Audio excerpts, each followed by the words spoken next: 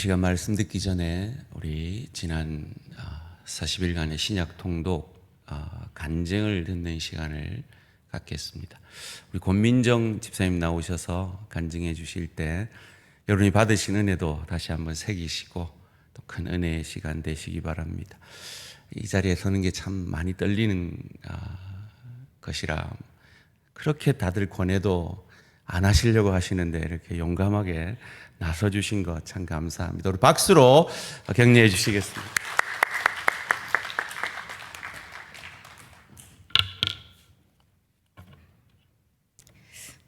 안녕하십니까, 권민정 집사입니다. 먼저 너무나도 부족한 저를 이 자리에 서게 하신 저의 전부 되신 하나님께 감사와 찬양을 드립니다. 오늘 저는 말씀 통독을 통해서 저의 달라진 모습을 부족 하나마 나누고자 합니다. 제가 말씀 통독을 시작한 계기는 저희 친정어머니의 갑작스러운 대동맥 파열이 있었습니다. 10시간의 수술은 성공적으로 끝났지만 수술 다음 날부터 약 3개월 정도의 기간 동안 어머니의 상태는 심하게 악화되셨습니다. 저는 매일매일 하나님께 기도를 드렸는데요. 하나님께서는 그때는 저희 기도를 들어주시지 않으셨습니다. 3개월이 거의 다 지나갈 즈음 병원에서 갑작스러운 호출이 있었고 의사 선생님께서는 어머니는 더 이상 진전이 없으시니 환자를 포기하라고 말씀을 하셨습니다. 그 말을 듣고 나오자마자 병원 후문 길가에서 부끄럼도 없이 저는 주저앉아 기도하기 시작했습니다. 한마디만 계속 되뇌었던 것 같은데요. 하나님, 엄마를 살려주세요 라는 말을 계속 반복했던 것 같습니다. 그때 하나님께서는 3개월 동안 제가 지나다니면서 한 번도 시선을 두지 않은 길가에 핀 민들레를 보게 하셨습니다. 그리고 그 민들레의 모습을 통해서 말씀으로 위로를 주셨습니다. 오늘 있다가 내일 아궁이에 던져지는 들풀도 하나님이 이렇게 입히시거늘 하물며 너일까 보냐 믿음이 작은 자들아 너희는 무엇을 먹을까 무엇을 마실까 하여 구하지 말며 근심하지도 말라. 은혜를 받은 말씀이기에 집에 와서 찾기 시작했습니다. 분명히 아는 말씀이고 신약에 있다는 것도 알고 있었습니다. 그런데 너무나도 부끄럽게 저는 그 말씀이 정확한 위치를 모르는 겁니다. 그때부터였던 것 같습니다. 저는 말씀을 체계적으로 묵상하고 읽어야겠다고 결단하게 되었습니다. 어머니 병문안 오가면서 그 짬 시간이 좀 많이 있었습니다. 그래서 그 시간들은 할애되는 한 말씀 묵상에 집중했고 읽어 내려가기 시작했습니다.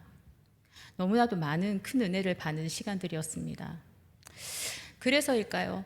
어머니 상태는 회복되지 않으셨습니다. 갑자기 장출혈도 생기셨고 호흡기는 기약 없이 계속 가지고 계셨고 또 신장 기능과 폐 기능이 굉장히 악화되셔서 24시간 투석은 계속되었습니다. 그런데 저는 어느 때보다도 기쁘고 감사했습니다. 왜냐하면 살아있는 어머니를 제가 매일 뵐 수 있다는 것과 그리고 그분의 손을 잡고 기도할 수 있었다는 사실이 저의 감사의 제목이었습니다. 그러던 중에 제가 병문안을 했을 때 의사 선생님께서 갑자기 어제 저녁부터 어머니께서 자가호흡이 시작이 되셨다. 그리고 3일 내로 호흡기를 뺄 수 있다라는 말씀을 하시는 거예요. 그리고 2주에 걸쳐서 어머니께서는 기적적으로 상태가 호전되기 시작하셨습니다.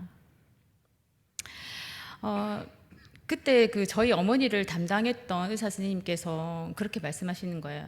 불신자이셨는데 환자분은 제가 치료한 게 아닌 것 같습니다.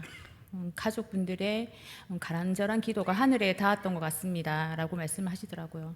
제가 교회는 다니지는 않지만 하나님은 계신 것 같습니다 라고 하시더라고요.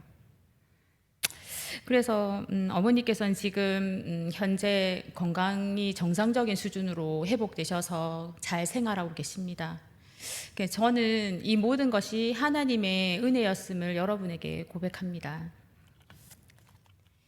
이 외에도 저는 성경 통독을 계속 이어갔고요. 그런데 말씀을 읽으면 읽을수록 저는 너무나도 어렵게 그 말씀들이 느껴지기 시작했습니다. 그 고민을 하던 중에 저희 그 교회에서 전교인 신약 통독을 시작하게 되었고요. 그리고 저희 중고등부에서도 함께 동참하게 되었습니다. 신동주 목사님께서 아이들이 신약 통독을 쉽게 하기 위해서 그런 팁이 담긴 동영상을 저희들에게 보여주셨거든요. 그 방법 중 하나가 쉬운 성경을 통해서 성경 통독을 하는 방법이었습니다. 그래서 저도 저희 아이와 함께 신약 통독을 함께 하기 시작했습니다. 교회에서 한 번, 그리고 또 저희 자녀와 한 번, 그리고 중고등부 한 번, 그리고 개인적으로 2번 이렇게 해서 깊이 많은 횟수를 번복하면서 말씀을 통독했고, 그 기간 동안 평소에 알지 못하는 그런 많은 은혜를 가족과 함께 나눌 수 있는 값진 시간들이었습니다. 보통 말씀 읽고 기도 열심히 하면 갑자기 안 되던 일들도 막 잘 되기 시작하고, 뭐 복권에 당첨된다든지 아니면 없던 돈이 막 생긴다든지 하는 그런 드라마틱한 변화들이 있었는데, 저는 사실 그런 변화는 없었습니다. 그러나 한 가지 분명한 것은 하나님의 말씀으로 저는 자라가고 있었습니다.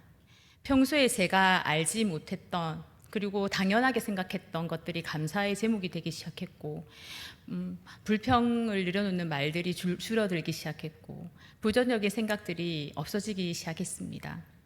그리고 저에게 일어난 가장 큰 변화는 지금 말씀 통독이 끝난 이후에도 저는 은혜 가운데 말씀 통독을 하고 있다는 사실입니다. 성도 여러분, 저는 이 말씀 통독 기간 동안에 목표가 생겼습니다. 무디 목사님처럼 100번 정도의 통독을 하고 싶지만 사실 그건 저에게는 너무 큰 목표인 것 같아서 제 나이만큼만 성경 통독을 하자는 것입니다. 제 나이만큼 성경 통독을 하려면 시간이 많이 걸리겠고, 또 아주 열심히 부지런히 읽어야 될 것 같습니다. 제가 이 목표를 이룰 수 있도록 기도 부탁드립니다. 제가 나이는 별로 많지는 않은데요, 요즘 들어서 세상 일이 맘먹은 대로 되지 않는다라는 그런 어르신들의 말씀에 참 많이 공감되고 있습니다. 그래서 예상하지 못한 일들이 계속 일어나는 이 미래에 대해서 살짝 두려운 것도 사실입니다. 그런데 오늘 그런 저에게 하나님께서는 골로새서 말씀으로 약속해 주십니다. 그리스도 예수를 믿었으니, 주님으로 믿었으니 그분 안에서 계속 살아가십시오. 그분 안에 깊이 뿌리를 내리고 그 위에 여러분의 삶을 계획하시기 바랍니다.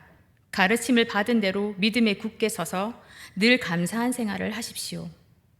이렇게 하나님은 저의 생각과는 달리 저의 삶 곳곳에서 많은 사랑과 은혜를 주셨습니다. 준비하고 사모하면 더 큰 은혜를 주신다는 것을 이번 성경 통독을 통해서 더 느끼며 감사했습니다. 올 한 해에도 교회와 저희 가정에 주님의 놀라운 은혜를 기대하며 이 모든 영광을 주님께 드립니다. 감사합니다.